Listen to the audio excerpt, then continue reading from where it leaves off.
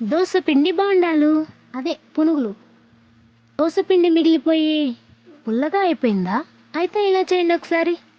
పుల్లగా ఉన్న దోస పిండితోనే పునుగులు చాలా అంటే చాలా టేస్టీగా వస్తాయి. మా ఊర్లో దోసకి ఇడ్లీకి సపరేట్గా ఏం పిండి చేయరు. ఒకటే పిండిని దోసకి ఇడ్లీకి రెండింటికి వాడతారు.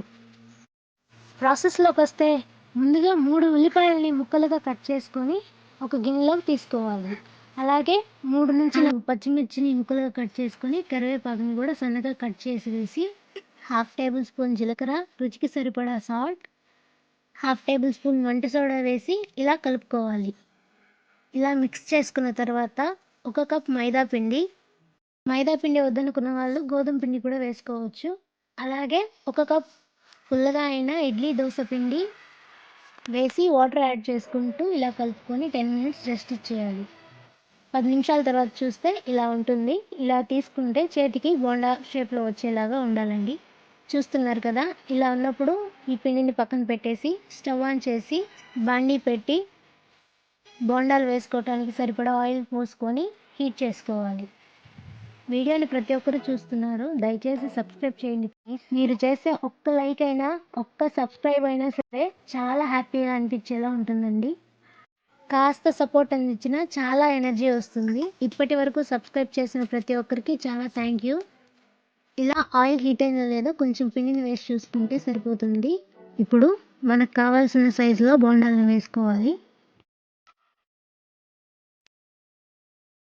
ఇలా సరిపడా బోండాలు వేసిన తర్వాత గరిటెతో తిప్పుతూ కలుపుకుంటూ వేయించుకోవాలి.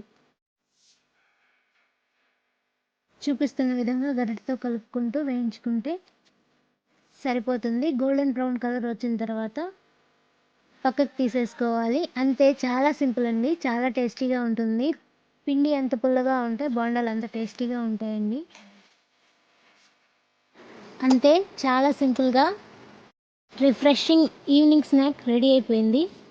ఈ పునుగులు పచ్చిమిరపకాయలు టమోటాలతో చేసిన పచ్చడితో పెట్టుకొని తింటే సూపర్గా ఉంటుందండి. ఇంకా ఆంధ్ర స్టైల్ పచ్చిమిర్చి టమోటా పచ్చడి నా షార్ట్ వీడియోస్లో ఉంది, ఖచ్చితంగా చూడండి. చాలా అంటే చాలా టేస్టీగా ఉంటుంది.